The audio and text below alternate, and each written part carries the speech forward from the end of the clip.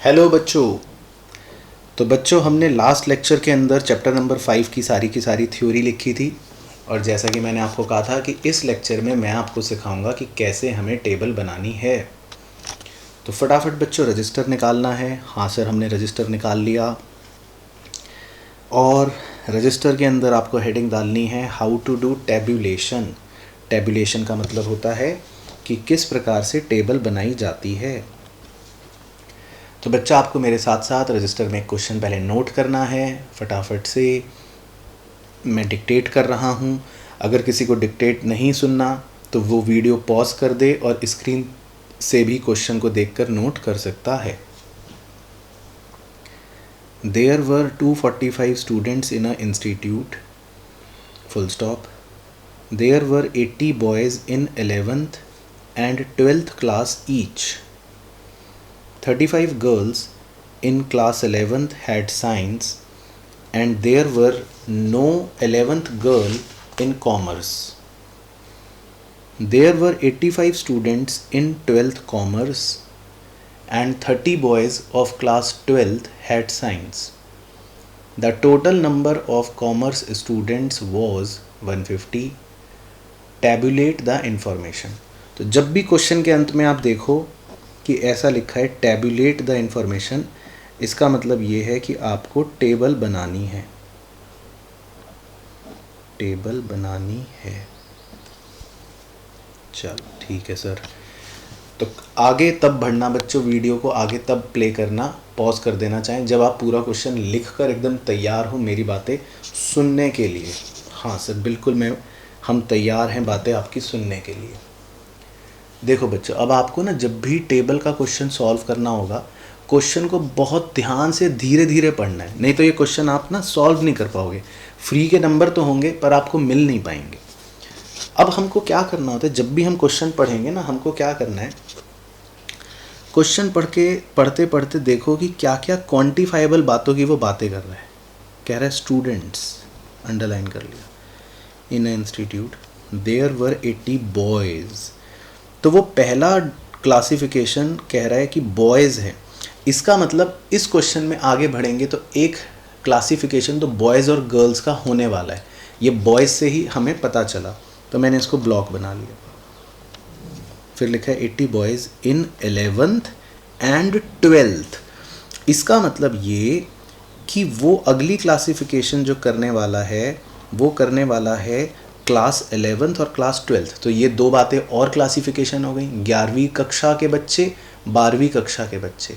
तो क्वेश्चन जब तक आप धीरे धीरे नहीं पढ़ के ये पता लगाओगे कि उसके मन में क्लासिफिकेशंस क्या चल रही हैं, हम टेबल नहीं बना पाएंगे। ईच 35 गर्ल्स, देखो तो अभी तक दो क्लासिफिकेशन चल रही है, मैं नंबरिंग कर देता हूँ।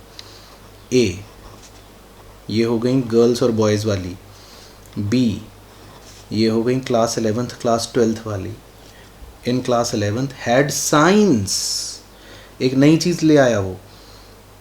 And there was no 11th girl in commerce, तो वो एक नई क्लासिफिकेशन ले आया साइंस और कॉमर्स के नाम की, थर्ड क्लासिफिकेशन। तो इसको मैंने सी नाम दे दिया। मतलब अभी तक के सवाल में क्लासिफिकेशन या तो लड़का या लड़की ये आ गया, या 11th का बच्चा या 12th का बच्चा ये आ गया, या साइंस है या कॉमर्स है ये आ गया। तो तीन मेन क्लासिफिकेशन नज़र आ गई, एक जेंडर लड़का लड़की, एक क्लास 11 12th, एक स्ट्रीम कॉमर्स या साइंस। तो आपको क्वेश्चन पढ़ के ये पहचानना होता है बच्चों। देयर वर ये 85 students in 12th commerce and 30 boys of class 12th at science. The total number of commerce student was ये। ठीक है ना। तो पहले हमने ये पढ़ के पता लगा लिया इस क्वेश्चन में तीन मेन क्लासिफिकेशन है। ठीक है, तो सबसे पहले ये करना है आपको इस क्वेश्चन के अंदर या किसी भी क्वेश्चन के अंदर। अब इसका हमको बच्चों एनालिसिस करना है, वो मैं आपको अपने साथ साथ करवाता हूँ एक वर्किंग नोट में। आप बाद में नोट करोगे, आप अभी नोट नहीं करोगे। कह रहा है there were 245 students in institute. तो मान लेते हैं ये पूरा एक बड़ा इंस्टीट्यूट है जिसमें 245 बच्चे हैं। फिर क्या कह रहा है, अब इस इंस्टीट्यूट में हम ऐसा करते हैं, ये इंस्टीट्यूट है ना, तो हमने क्लासिफिकेशन तो पढ़ ली, साइंस कॉमर्स, लड़का लड़की 11 12। तो हम क्या करते हैं बच्चों, हम ऐसा करते हैं, देखो आप सोचो कि आप इस इंस्टीट्यूट के मालिक हो, ऐसा सोचो, है ना। आपको एक काम दिया गया है, तो आपको बच्चों की क्लासिफिकेशन कैसे करोगे। आप कहोगे सबसे पहले तो एक काम करो, क्लास 11th के सारे बच्चे इधर खड़े हो जाओ और क्लास 12th के सारे बच्चे इधर खड़े हो जाओ, है ना। पहले आपने ये कर दिया, तो सारे बच्चे उधर आ गए, सारे बच्चे 11th के इधर आ गए।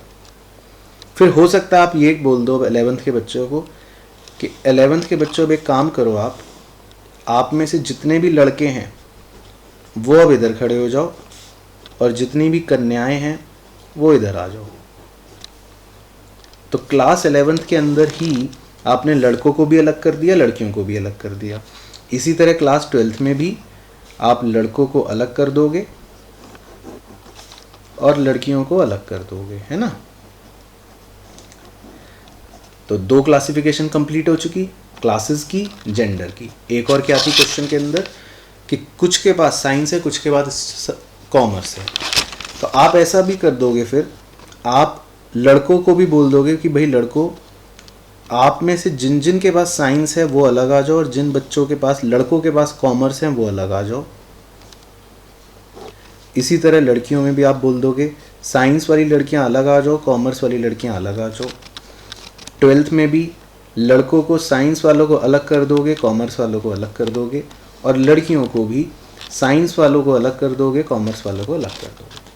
तो हमने क्वेश्चन के अनुसार क्लासिफिकेशंस कर ली और अब बच्चों को डिस्टिंग्विश करना हमारे लिए बड़ा आसान हो जाएगा, ठीक है ना।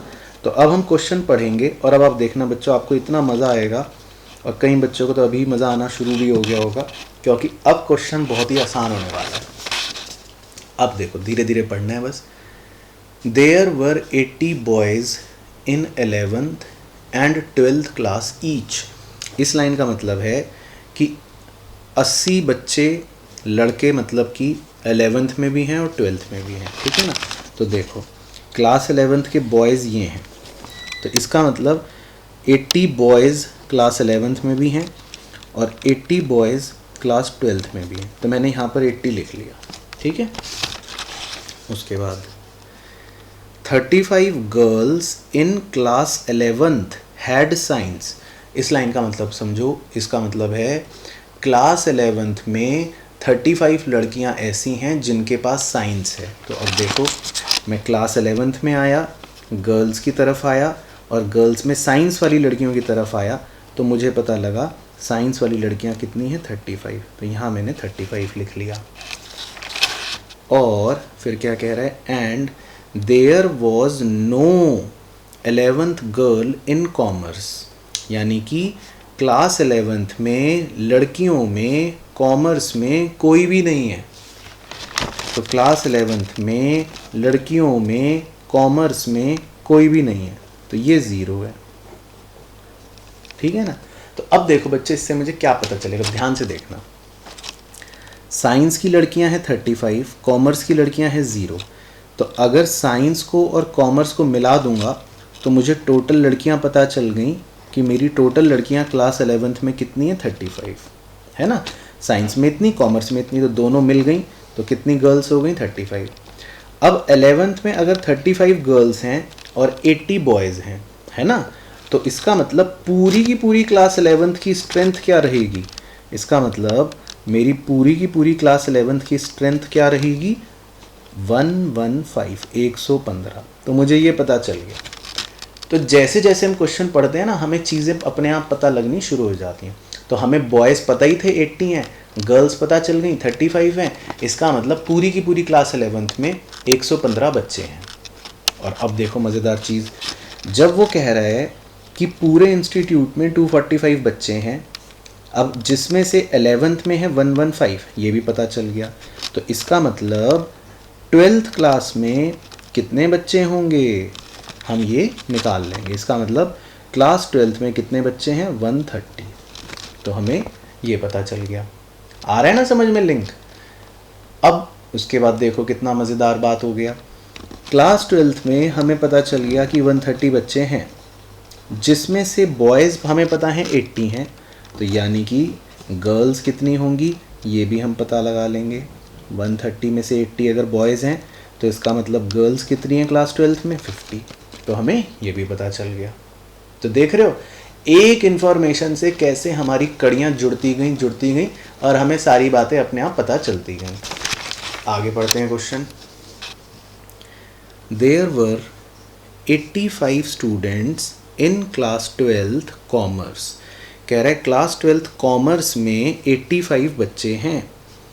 ठीक है, तो क्लास 12th कॉमर्स का मतलब हो गया कि ये वाले बच्चे कॉमर्स के लड़के और कॉमर्स की लड़कियां। तो मैं इनको थोड़ा नीचे ले आता हूँ ऐसे कि कॉमर्स के लड़के और कॉमर्स की लड़कियां मिलाकर वो कह रहा है कि 85 हैं। ठीक है, तो अभी फ़िलहाल मैं इसको कहीं पे लिख नहीं सकता, मुझे तो नहीं पता। फिर क्या कह रहा है? And 30 boys of class 12th had science. कह रहा है 30 लड़के क्लास 12th के उनके पास साइंस है। तो ये देखो क्लास 12th के लड़के साइंस वाले, ये पता चल गया। तो इसका मतलब 30 लड़के जो हैं साइंस वाले वो हमें पता चल गए। तो अब बच्चों अगर टोटल बच्चे बॉयज़ 80 हैं और 80 बॉयज़ में से 30 साइंस वाले हैं तो इसका मतलब कॉमर्स वाले हमें पता चल जाएंगे कि कितने होंगे? 50। तो हम यहाँ 50 लिख लेंगे। राइट, समझ आ गया ना पॉइंट। और अब देखो हमें ये भी पता है कि ये कॉमर्स के लड़के और कॉमर्स की लड़कियां ये दोनों मिलाकर उसने हमें 85 बता रखा है। ये दोनों को मिलाकर उसने हमें 85 बता रखा है। तो अगर बॉयज़ हैं 50 तो दैट मीन्स गर्ल्स हमारी कितनी होंगी? 35। तो हमें गर्ल्स, कॉमर्स वाली गर्ल्स भी पता चल गई इस इंफॉर्मेशन से। राइट, और टोटल 12th में गर्ल्स हैं 50 और उन 50 में से 35 हैं कॉमर्स में। तो इसका मतलब रिमेनिंग जो बची वो कितनी बच गई साइंस में? 15। तो बच्चों हमने सारी इंफॉर्मेशन का क्या करा? पता लगा लिया अभी तक क्वेश्चन पढ़। उसके बाद आगे क्या कह रहा है? The total number of commerce students. Total number मतलब पूरे कॉमर्स के बच्चे 11th 12th सब लड़का लड़की सब इज़ 150। कह रहा है पूरे कॉमर्स के बच्चे हैं 150। ठीक है, तो अब देखो टोटल कॉमर्स के बच्चे सोचते हैं कौन कौन होंगे। देखो क्लास 11th की लड़कियां, क्लास 11th के लड़के ये होंगे कॉमर्स में, है ना, प्लस क्लास 12th के लड़के और क्लास 12th की कॉमर्स की लड़कियां ये होंगे कॉमर्स में। तो इसका मतलब टोटल कॉमर्स क्या होगा? मतलब टोटल कॉमर्स पूरे इंस्टीट्यूट में कितने बच्चे कह रहे हैं? 150। तो टोटल कॉमर्स में भाई कौन होंगे? आप खुद सोचो। आप क्लास 11th में हो बच्चों, तो आप लड़का लड़की सारे 11th के कॉमर्स में हैं प्लस सारे क्लास 12th के कॉमर्स में, तो उसी को तो बोलेंगे ना टोटल कॉमर्स। तो अब आप देखो बच्चों, अगर 85 बच्चे क्लास 12th में हैं कॉमर्स वाले, ये दोनों पहले से गिवन थे, और वो कह रहा है टोटल कॉमर्स में 150 बच्चे हैं, तो आपको बच्चों ये पता लग जाएगा कि साइंस में मतलब क्लास 11th में कॉमर्स के कितने बच्चे हैं। अगर ये हैं 85 और टोटल है 150 तो ये कितना बचा? ये इसका मतलब बचा 65। ठीक है, पहले ये पता चल गया। अब गर्ल्स कॉमर्स की हैं 0, ये दे रखा है, तो इसका मतलब बॉयज़ कॉमर्स के कितने होंगे भाई? अगर ये दोनों मिला के 65 हैं तो ऑब्वियस सी बात है बॉयज़ कितने होंगे? 65। तो हमें ये भी पता चल गया। और देखो अब आखिरी चीज़, आखिरी कड़ी भी मिल गई। 11th के टोटल बॉयज़ हैं 80, जिसमें से 65 हैं कॉमर्स वाले, तो दैट मीन्स साइंस वाले कितने बचे? सिर्फ 15। तो अल्टीमेटली हमें सारी चीज़ें देखो बिल्कुल एक से एक सारी चीज़ें पता चल गई। हमने क्लासेस का, हमने जेंडर्स का, हमने स्ट्रीम्स का क्लासिफिकेशन कर लिया और हमें सारी बातें देखो बच्चों क्लियर हो गई। तो आई होप आपको भी समझ आया होगा कि कैसे हमने ये वर्किंग नोट करा। ठीक है ना, लेकिन एग्ज़ाम में इसका कोई नंबर नहीं है, ये 0 मार्क्स हैं अभी तक बच्चों। ये तो हम अपना एक वर्किंग कर रहे हैं, मतलब अपने लिए एनालिसिस कर रहे हैं। क्वेश्चन क्या था, करना क्या है हमें? टैबुलेट, टेबल बनानी है। तो ये तो थी बच्चों एनालिसिस, ठीक है। तो ये आप अपने लिए नोट कर सकते हो, अब वीडियो को पॉज करके आप इसको नोट कर लेना, ठीक है, या खुद से भी बना के देखोगे तो और अच्छी बात है, समझ भी आ जाएगा। अब मैं आपको टेबल बनवाता हूँ कि एग्ज़ाम में जो नंबर मिलेंगे वो आपको किसके मिलेंगे, टेबल के मिलेंगे। तो हमारा जो सॉल्यूशन होगा वो ये होगा टेबल। चलो, तो टेबल बच्चों आपको पता है, पहले टेबल नंबर कुछ भी मनगढ़ंत लिख लेते हैं। टेबल 1.1, टेबल का एक टाइटल भी बना लिया, डिस्ट्रीब्यूशन ऑफ स्टूडेंट्स। चलो ठीक है ना। तो अब हम क्या करते हैं, एक तरफ बनाएंगे क्लास 11th, फिर बनाएंगे क्लास 12th। क्लास 11th में बॉयज़ कितने, गर्ल्स कितनी और टोटल कितने, ठीक है। इसी तरह क्लास 12th में बॉयज़ कितने, गर्ल्स कितनी और टोटल कितने। और इधर के कॉलम में तो ग्रैंड टोटल लिख सकते हो, ग्रैंड टोटल, ठीक है ना। तो 11th हो गया, 12th हो गई, 11th के लड़का 11th की लड़की, 12th का लड़का 12th की लड़की। और इधर हम बना लेते हैं स्ट्रीम कि भाई उसने साइंस ले रखी है या उसने कॉमर्स ले रखी है, और फिर आ जाएगा इधर टोटल। तो बच्चों इस प्रकार से आपको ना टेबल बनानी पड़ती है। तो अब हम आराम से अपनी वर्किंग में से देखकर इस टेबल में वैल्यूज़ पुट कर सकते हैं, ठीक है। लेकिन पहले आप सुंदर सुंदर स्केल से इस टेबल का निर्माण करें। चाहें तो वीडियो को पॉज कर लीजिए और इस टेबल को ज़रूर अपने रजिस्टर में सुंदर सुंदर बना लीजिए। ठीक है सर, बना ली टेबल। तो अब हम देखते हैं बच्चों कहाँ से शुरू करना है, मतलब कहीं से भी कर सकते हो। अब तो इतना खुला मैदान है कि समझ ही नहीं आ रहा कहाँ से शुरू करें। चलो पहले क्लास 11th भर लेते हैं पूरा बैठे बैठे। तो क्लास 11th में आते हैं और बॉयज़ में साइंस में कितने बॉयज़ लिखे हैं, 15। तो क्लास 11th में बॉयज़ में साइंस में लिखे हैं 15, तो 15 लिख लो। और बॉयज़ में कॉमर्स में लिखा है 65, तो बॉयज़ में कॉमर्स में लिख लो 65।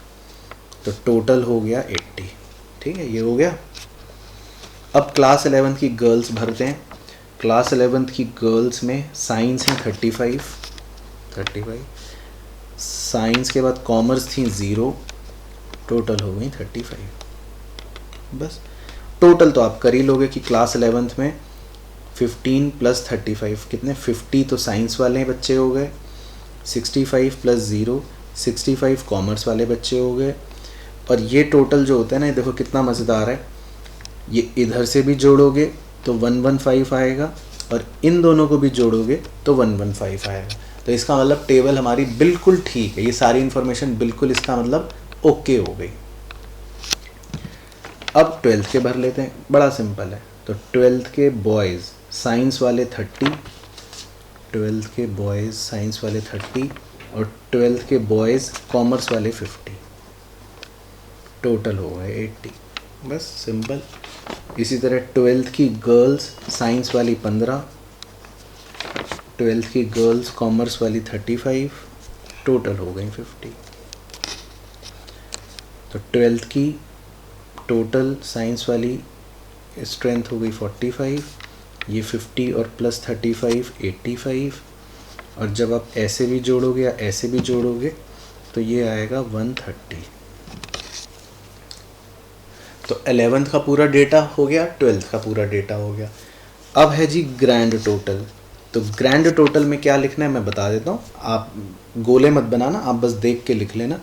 ग्रैंड टोटल में 11th के साइंस का टोटल, 12th के साइंस का टोटल, तो ये दोनों मिलकर हो गए 95। इसी तरह 11th के कॉमर्स का टोटल, 12th के कॉमर्स का टोटल, तो ये दोनों मिलकर हो गए 150। और फिर तो चाहे आप इन दोनों को जोड़ लो या इन दोनों लाल वालों को जोड़ लो। टोटल पूरे इंस्टीट्यूट में कितने बच्चे थे, 245। तो ये बच्चों ग्रैंड टोटल जो है 245, ये थे पूरे इंस्टीट्यूट के बच्चे। तो ये बच्चों बन गई हमारी टेबल। इस तरह से हमें 4 नंबर या 5 नंबर फ्री के मिलेंगे। एक सवाल आएगा, सवाल को एनालाइज करना है और इस प्रकार की एक सुंदर टेबल आपको बनानी पड़ेगी। ठीक है, तो बच्चों मैं एक क्वेश्चन बुक से आपको ना डिस्प्ले करूंगा अभी। तो आपको क्वेश्चन का डिस्प्ले जब आएगा आप वहीं पर वीडियो को पॉज कर देंगे, ठीक है, ऑनेस्टली, और फिर उस टेबल को खुद से बनाएंगे। पूरी टेबल को पढ़ के, क्वेश्चन को पढ़ के, टेबल को खुद से बना के ऐसे, बिल्कुल ऐसे ऐसे तैयार करेंगे। फिर वीडियो आप प्ले करेंगे। वीडियो प्ले करते ही आपको उसका फिर सही सॉल्यूशन भी नज़र आ जाएगा। और अगर आपकी टेबल और सॉल्यूशन की टेबल सही होगी, बिल्कुल मैच करेगी, तो मेरी तरफ से आप समझ लेना कि आपको बहुत बहुत शाबाशी दी गई है। बिल्कुल एक वर्चुअल शाबाशी है, लेकिन मानना कि मैंने बिल्कुल आपको एक शाबाशी दी है।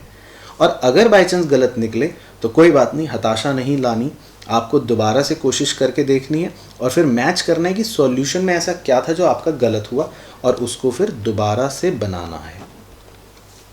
और फिर भी दिक्कत रह जाएगी तो मुझे बताना, हालांकि रहनी नहीं चाहिए। चलो ठीक है सर, तो दिखा दूँ 1-2 क्वेश्चन आपको। एक ही क्वेश्चन दिखा देता हूँ, चलो ज़्यादा नहीं परेशान करते। तो एक क्वेश्चन दे देते हैं। तो आप क्वेश्चन का डिस्प्ले ले लेना बच्चों। ये रहा क्वेश्चन का आपका डिस्प्ले, ये देखो एग्जाम्पल 11 लिखा है, ठीक है ना, ये रहा। तो आप आराम से वीडियो को यहाँ पॉज कर सकते हो, ये लिखा, और फिर इसका सॉल्यूशन देखना, ठीक है ना। तो अब आप सॉल्व करके तब वीडियो आगे प्ले करना। चलो सॉल्व कर लिया ना, अभी तब देख रहे हो जब सॉल्व कर लियो। अगर अभी तक सॉल्व नहीं करा हो तो रुक जाओ, अभी भी प्ले नहीं करना अगर सॉल्व नहीं करा है। नहीं सर सॉल्व कर लिया, अब दिखाओ, टेबल दिखाओ। चलो तो सॉल्व कर लिया, तो दिखाता हूँ आंसर बच्चों। तो ये है बच्चों टेबल का सॉल्यूशन मेन। अल्टीमेटली ये उसकी वर्किंग है। इसमें ज़रूरी नहीं है कि आपने एग्जैक्टली सेम करा हो सकता है आप मैरिड और अनमैरिड इधर लिख सकते हो, या टेक्सटाइल और नॉन टेक्सटाइल इधर लिख सकते हैं, और ऊपर आपने एक्सपीरियंस्ड इनएक्सपीरियंस लिखा हो। मतलब किसी भी तरह से कर सकते हैं, लेकिन अल्टीमेटली वैल्यूज़ या एनालिसिस आपका सेम होना चाहिए। तो आई होप बच्चों आपको टेबल बनाने की कहानी भी समझ आ गई होगी, और ये क्वेश्चन आपने प्रैक्टिस करके एक बार चेक भी कर लिया होगा, ठीक है ना। तो बस इस चैप्टर के अंदर हमें जो सीखना था वो ख़त्म हो गई बात। नेक्स्ट लेक्चर में हम किसी नए चैप्टर के साथ शुरुआत करेंगे।